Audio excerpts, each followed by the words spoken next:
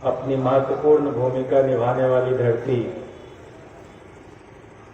आजमगढ़ में आकर मुझे बहुत खुशी हो रही है और इस इलाके के बहुत ही प्रतिष्ठित व्यक्तित्व सामाजिक चेतना और जागृति को कायम करने के लिए अपना जीवन खपा देने वाले जगनारायण जी की स्मृति में आयोजित इस सामाजिक न्याय सम्मेलन में आए हुए आप सभी बुजुर्गों, नौजवान साथियों, माताओं, बहनों, इस इलाके के तरक्की के लिए लगातार काम करने वाले, राजनीति से जुड़े हुए हमारे साथियों, मैं बहुत आभारी हूँ भाई राजीव जी का, जिन्होंने मुझे इस ऐतिहासिक धरती पर आने का मौका दिया। आप सभी जानते हैं कि महापंडित राहुल सांकृत्यायन जी की जन्मभूमि यह जरूर रही, लेकिन उनके जीवन का एक लंबा वक्फा दुनिया भर में और बिहार में खास करके गुजरा।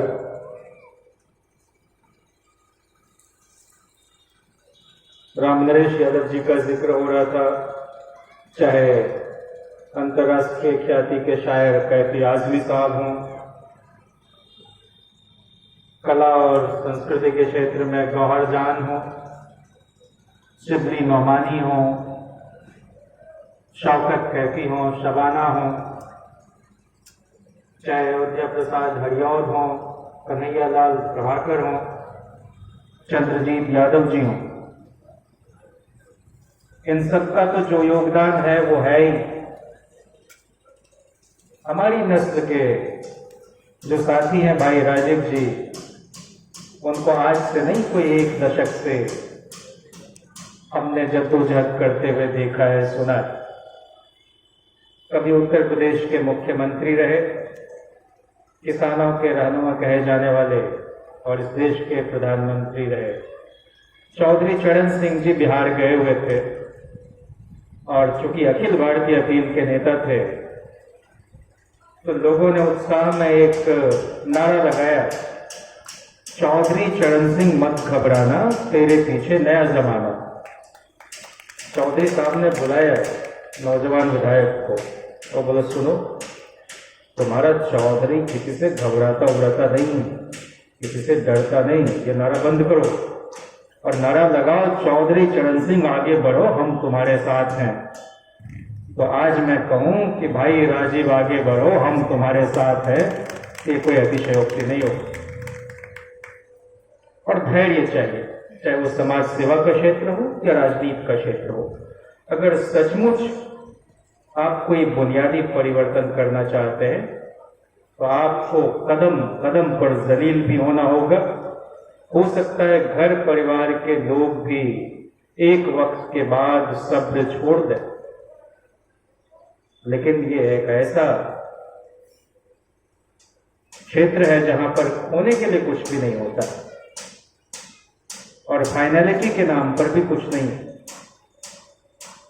जिस वक्त जनता पार्टी की सरकार बनी और लोगों ने अपने अपने ईगो को छोड़ते हुए इकट्ठे रहने पर अपनी रजामंदी दी, तो कांग्रेस फॉर डेमोक्रेसी चलाने वाले बाबू जगजीवन राम जी दुनिया के जमहूरी इतिहास में लगातार 32 साल तक कैबिनेट मंत्री रहने वाला शायद दूसरा कोई नेता हो। आजादी के पहले के भी मंत्रिमंडल में शुमार थे और इस देश में जितने बड़े लोकोन्मुखी कानून बने, लेबर लॉ से लेकर तमाम, उसमें उनका अहम योगदान, और रक्षा मंत्री के रूप में भी जो उन्होंने इस देश के लिए किया, लोग भक्तियां कसते थे। जब जननायक कर्पूरी ठाकुर जी बिहार में, ताऊ देवीलाल जी हरियाणा में, राम नरेश यादव जी उत्तर प्रदेश में मुख्यमंत्री बने और इस देश में पहली दफे पिछड़ों के लिए आरक्षण कर्पूरी जी ने 1978 में 26%, राम नरेश जी ने 15% उत्तर प्रदेश में लागू किया और केंद्र में मंत्री थे जगजीवन जी। तो इन दोनों तीनों को अपमानित करने के लिए जो यथास्थितिवादी ताकत थी वो खप्तियां कसते थे कि दिल्ली से चमड़ा भेजा संदेश, कर्पूरी केश बनावे भैंस चरावे राम नरेश। और इतनी तमाम तरह की बातें सुनने के बाद भी ये नेता हमारे विचलित नहीं हुए।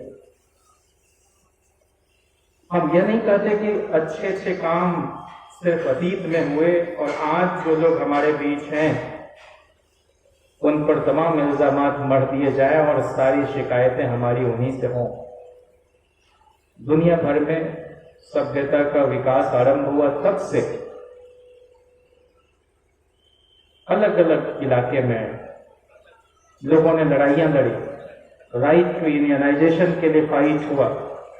आज तो कहीं धरना प्रदर्शन कीजिए, आपके खिलाफ नोटिस जारी कर दिया जाता है, चुन चुन कर निशाना बनाया जाता है। विश्वनाथ प्रताप सिंह जी ने मंडल कमीशन की रपट लागू की, जिसको बीपी मंडल जी की अध्यक्षता में तैयार किया गया, लेकिन वो दिन भी इस सूबे ने देखा जब किस तरह से दस्यु उन्मूलन के नाम पर एनकाउंटर किया जाता था। और एक बार शरद जी हमें बता रहे थे कि शिवपाल जी दिल्ली आए और कहा कि मुलायम सिंह जी को एनकाउंटर किए जाने की बात चल रही है। भागे भागे ये सब सारे लोग चौधरी चरण सिंह जी के पास पहुंचे और चौधरी साहब ने विधान परिषद में नेता प्रतिपक्ष बना दिया, सुरक्षा बढ़ी और बचाए गए। इसी आगरा सम्मेलन में इस एनकाउंटर राज के खिलाफ आंदोलन चलाने की इजाजत मांग रहे थे उस वक्त के लोकदल के नेता कार्यकर्ता, और चौधरी साहब तैयार नहीं।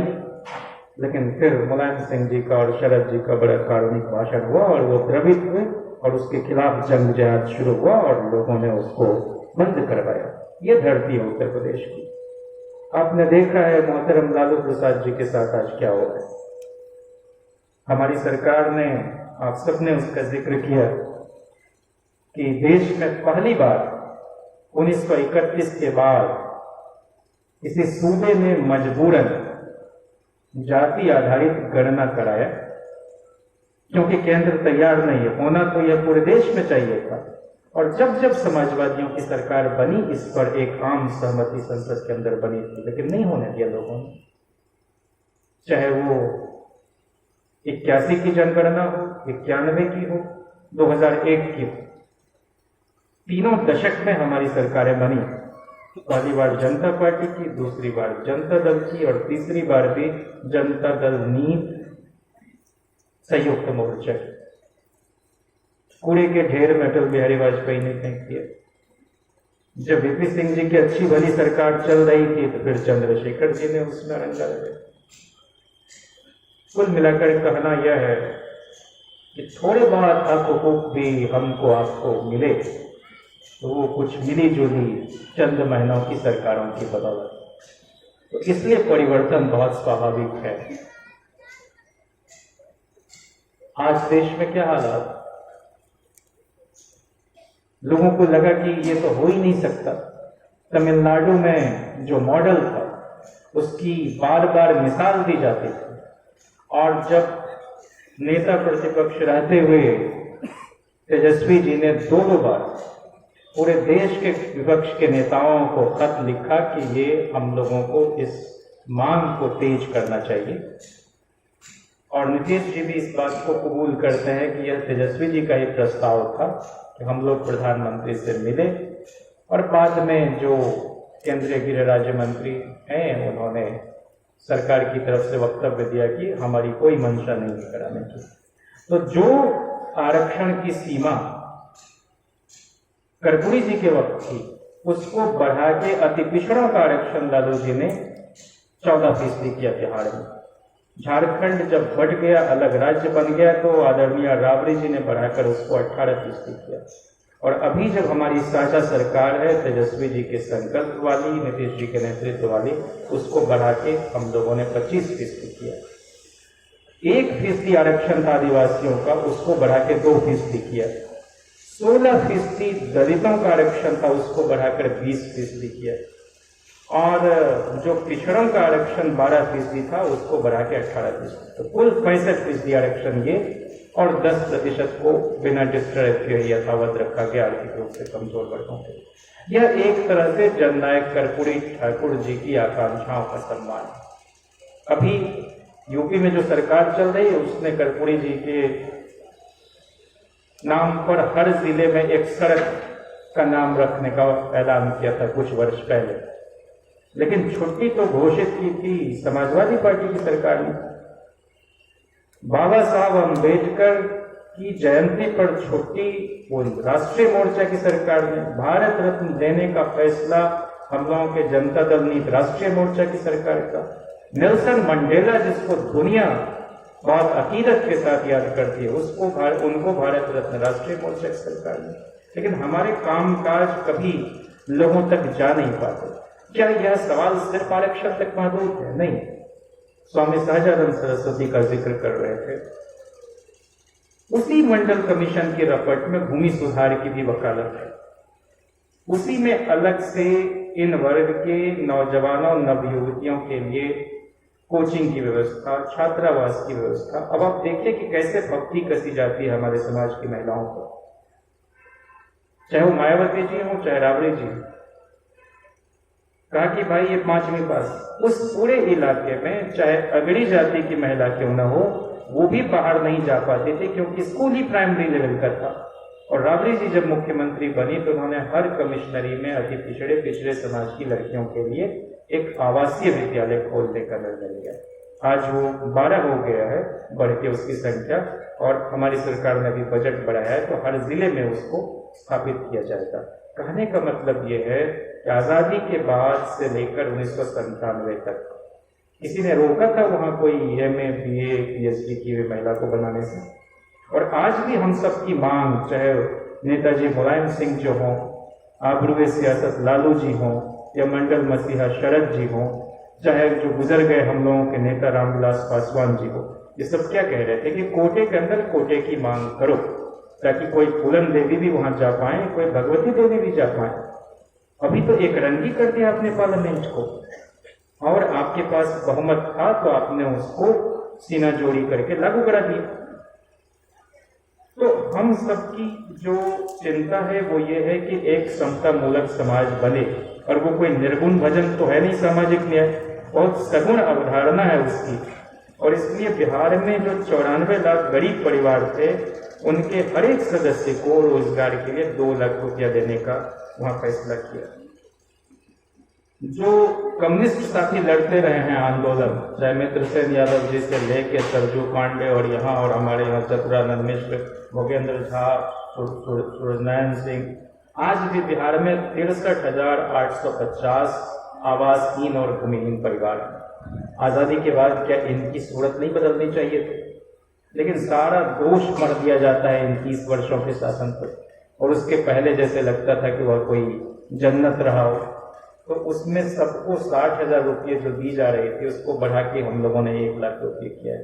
क्या यह जरूरी कदम नहीं है? क्या सिर्फ हम ये कहेंगे कि ये सारे लोग अरे भाई, जाति पर जब तक हम स्पष्टता के साथ बात नहीं करेंगे, जब तक हम उनको गरिमा के साथ जीने का अवसर नहीं देंगे, तब तक इस समाज को हम कैसे बेहतर बना पाएंगे? आदमी इंसान के रूप में नहीं पैदा होता, आदमी पैदा ही होता है इंसान बनने के लिए। मिर्जा गालिब क्या कहते थे? बस कि दुश्वार है हर काम का आसान होना, आदमी को भी मयस्सर नहीं इंसान होना। तो सामाजिक न्याय का जो संघर्ष है वह दरअसल मनुष्यता का संघर्ष है, कोई छोटा बड़ा नहीं समझा जाए।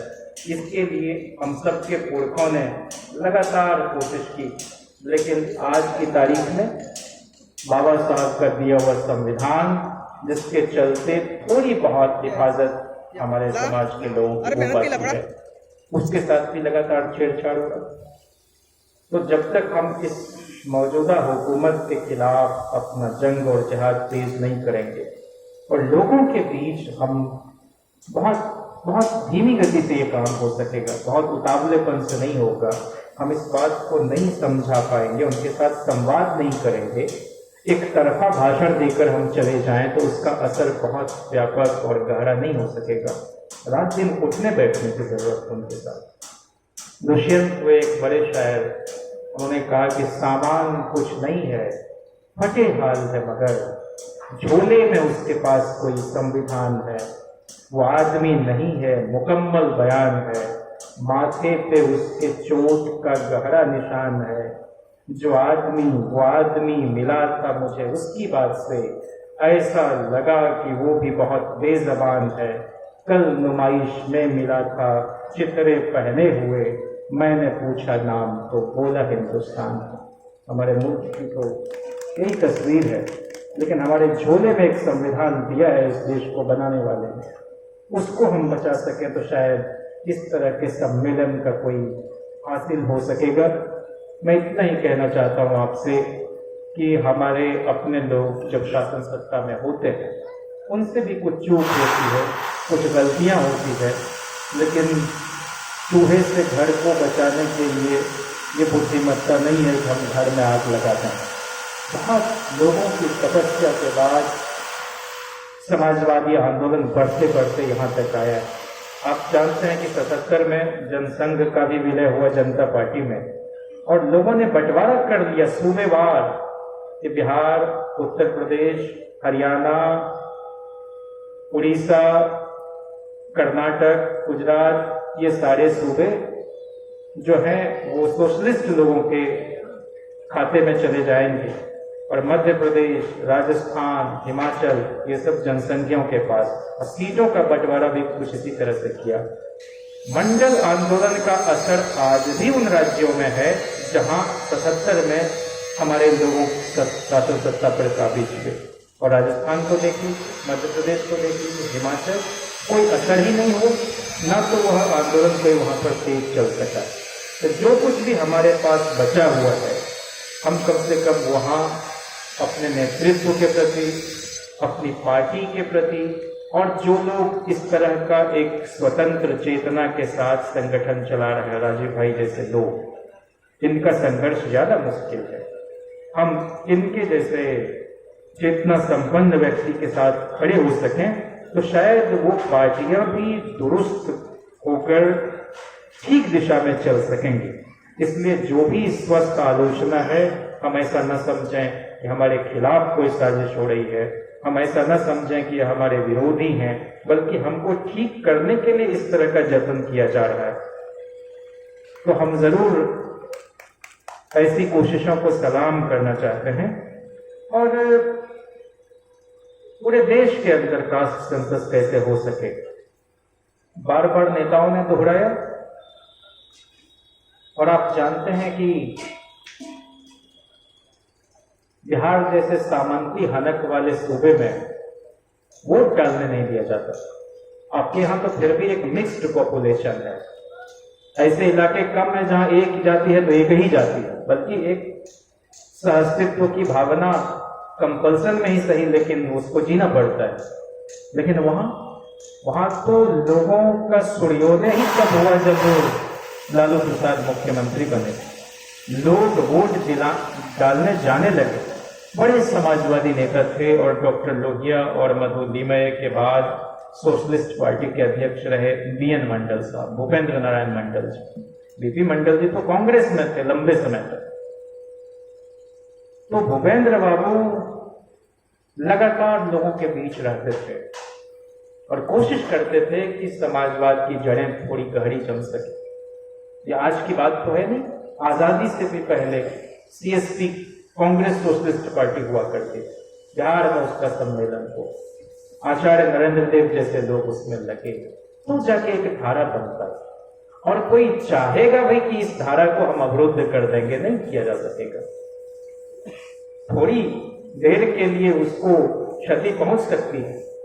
तो आज हम सबके सामने यही चुनौती है कि धर्म और राजनीति का जो ये घालमेल हो गया है, और लोग बहका ले जा रहे हैं। कोई कह रहा है कि लाभार्थी है ये, हम इतने बड़ी आबादी को सरकार की ओर से मुफ्त अनाज दे रहे हैं, ये आपका है क्या? 1996 में जब देवेगौड़ा जी प्रधानमंत्री थे तो वो एक अद्भुत सरकार थी जिसमें पहली बार किसी पिछड़े समाज का बेटा रक्षा मंत्री होता है, किसी दलित समाज का बेटा रामविलास पासवान नेता सदन होता है लोकसभा में और रेल मंत्री होता है।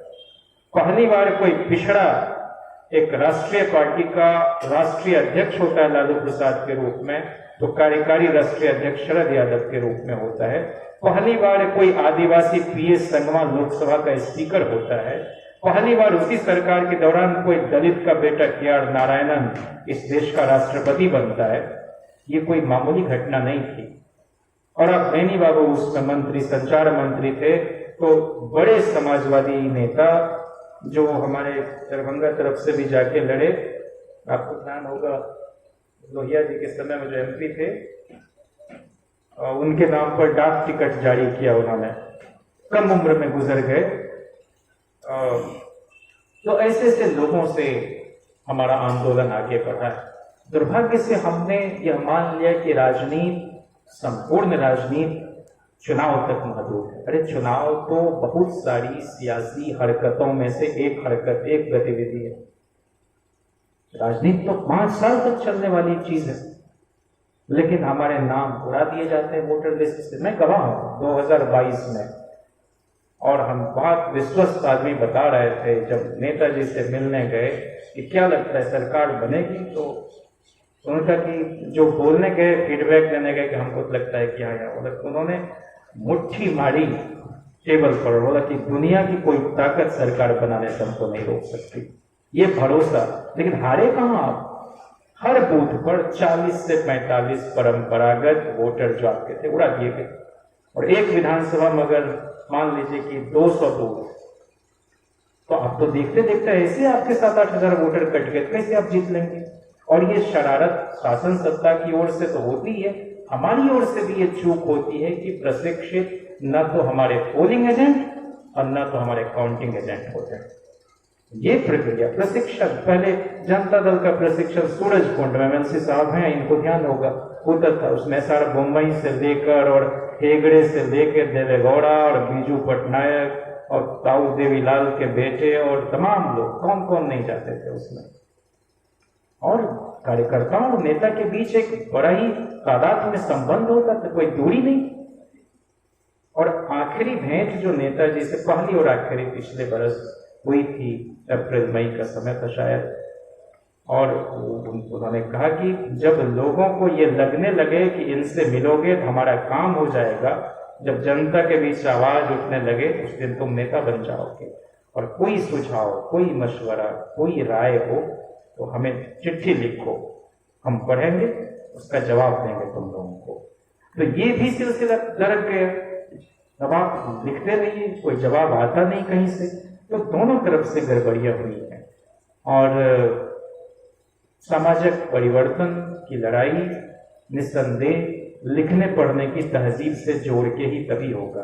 क्या वजह है कि एक जमाने में आजादी की लड़ाई लड़ने वाले तमाम लोग कम से कम एलएलबी होते थे, क्योंकि मुकदमा लादा जाएगा ब्रितानी हुकूमत की तरफ से, उनको बचाना भी तो है। और आज जेल में जो सड़ा दिए जा रहे हैं, मजहब को देखकर चिन्हित करके उनकी लड़ाई जो लड़ते हैं राजीव भाई और इनके तमाम साथी, पता चलता है कि इन्हीं पर जुल्म ढा दिया जाता है, इनको कोई प्रोटेक्शन नहीं। तो ये कितनी बड़ी विडंबना है हमारे समाज की। तो पहले हमारे नेता भी पढ़ने लिखने के महत्व को समझते थे।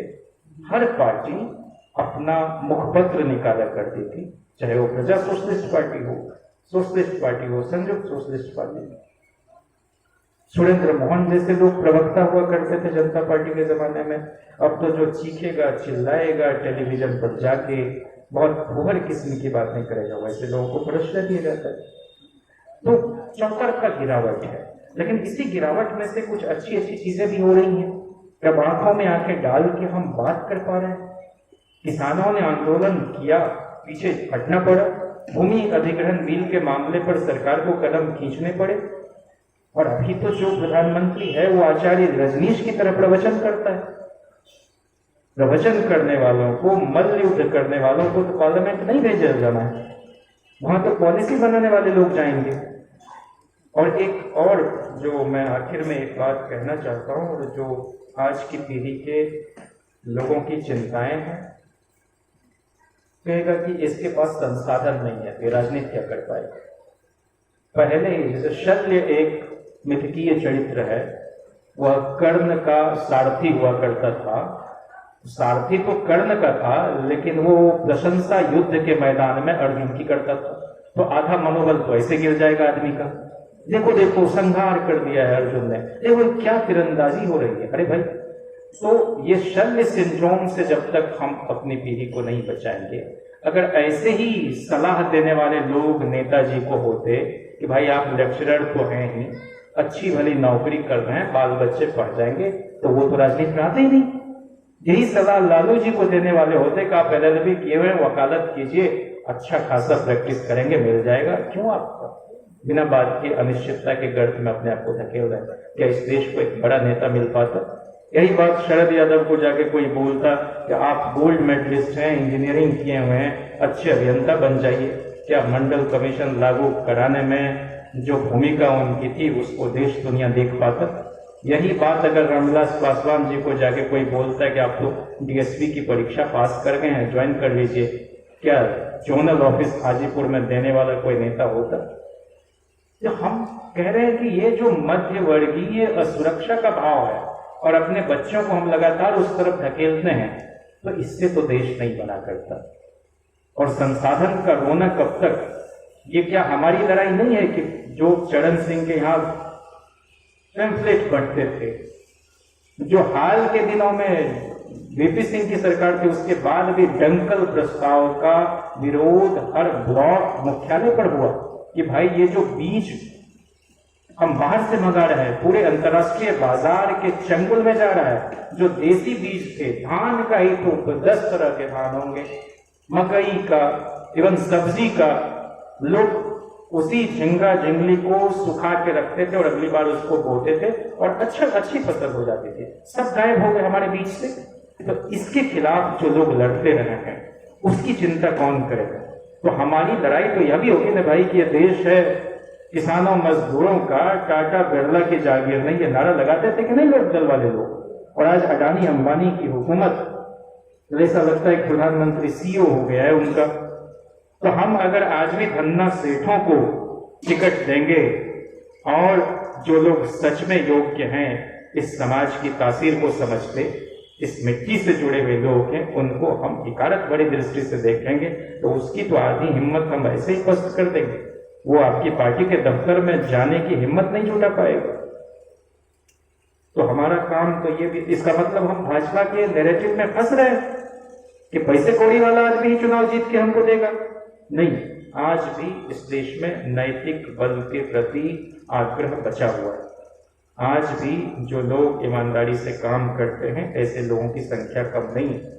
हम राजनीति में हम अपने आप को बेईमान नहीं समझते, हम राजनीति में हम अपने आप को दुष्चरित्र नहीं समझते, और दुनिया में कोई टकसाल नहीं बनी है जो जैन जिज्ञासु जैसे लोगों को खरीद ले, राजीव यादव जैसे लोगों को खरीद ले। और हमारे नेता ने तो, तेजस्वी जी ने इस बात को साबित किया। 15 में 10 महिलाओं को टिकट लालू जी ने दिया, 10 में 10 ने जीत दर्ज की। हमने 20 में टिकट बढ़ाए महिलाओं के, हार गई उसमें बहुत सारी, लेकिन फिर भी हम इसको जारी रखेंगे। मौके देंगे नहीं तो सिर्फ मेरिट की बात करके तो हम उसी ब्राह्मणवादी मनवादी एजेंडे को आगे बढ़ा रहे हैं। अति पिछड़ों को टिकट जितना हमारे सहयोगी गठबंधन का जो हिस्सा है जनता दल यूनाइटेड ने नहीं दिया, उससे ज्यादा राष्ट्रीय जनता दल ने दिया। और आज अखिलेश यादव जी भी बार बार ये कह रहे हैं कि भाई जातिवार जनगणना पूरे देश में होनी चाहिए। तो अभी जो एक गठबंधन बना है इंडिया, मैं इसको इसलिए कह रहा हूं कि बगैर राजनैतिक चेतना के कोई सामाजिक परिवर्तन आप नहीं कर पाएंगे। और अभी का यही राष्ट्रीय धर्म है कि सरकार को बदला जाए, ताकि थोड़ी राहत किसानों को मिले, थोड़ी महिलाओं को मिले, थोड़ी मजदूरों को मिले, और एक बड़ी आबादी, एक बड़ा हिस्सा जो आपके परिवार का विश्वविद्यालयों की चारदीवारी में दाखिल हुआ है, उन सबको धकेला जा रहा है बाहर की तरफ। उनको कोई नौकरी नहीं। सारे पब्लिक फंडेड यूनिवर्सिटीज की हालत खस्ता करके रख दी गई है। पहले प्राइमरी स्कूल में लोग आप पढ़ाते थे बच्चों को, ऊंचाई तक पहुंचते थे। प्राइमरी स्कूल को तबाह किया, उसके बाद अब कॉलेज और यूनिवर्सिटी भी नहीं बच पाएंगे। आपके इसी इलाके के हमारी यूनिवर्सिटी में छात्र संघ के उपाध्यक्ष होते थे अभिषेक यादव जी, आजमगढ़ के, अगर अरुणाचल प्रदेश में वो लेक्चरर हैं हिंदी के। एक से बढ़ के एक लोग इस देश के सबसे प्रतिष्ठित इदारों में जाके अपनी पहचान कायम की। अभी दिल्ली विश्वविद्यालय में पढ़ा रहे थे लक्ष्मण जी, उनको ही नहीं बल्कि 3000 लोगों को, इस समुदाय के जो लोग थे पिछड़े दलित आदिवासी, उनको हटा दिया। और इसी अब जो रिजर्व सीट है उस पर तो उसी कैटेगरी के लोगों का होगा, लेकिन वो सारी सूची आ जाती है एक कहीं से झंडे वालान से, और उन्हीं लोगों को अपॉइंट किया जाता है।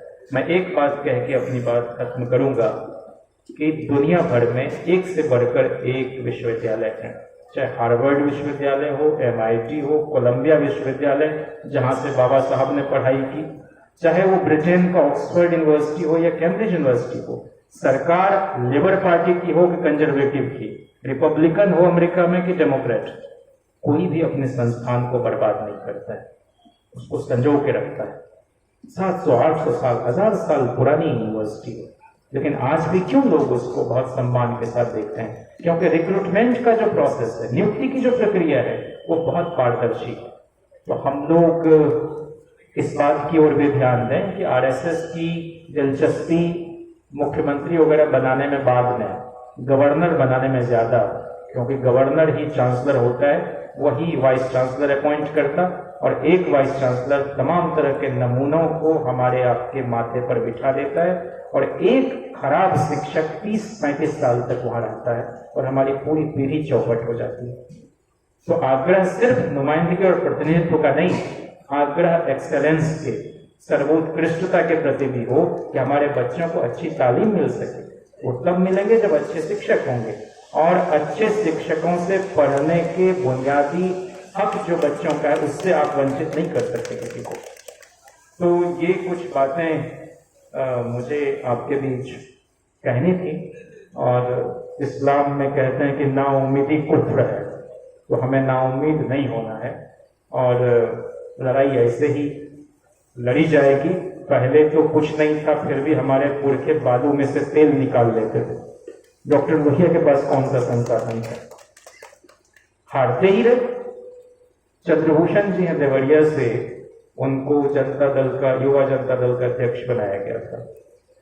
उनके पिताजी कलकत्ता में लोहिया जी की पार्टी के वर्कर यूनियन जो होता था मजदूरों का, उसमें काम करते थे। वो किसी फैक्ट्री में, चप्पल की फैक्ट्री में काम करते थे शायद। तो लोहिया जी गए, उनको लोगों ने चंदा दिया कि इससे चप्पल आप खरीद लें। बहुत मनाने के बाद वो माने, थोड़े पैसे रखे, बाकी पार्टी दफ्तर में दे दिए। उनके पिताजी ने उनसे कहा कि सर, आपने ये घोषणा की है कि हमारी सरकार बनेगी तो हम हर किसान को 1 जोड़ी बैल और 2 हेक्टेयर जमीन देंगे।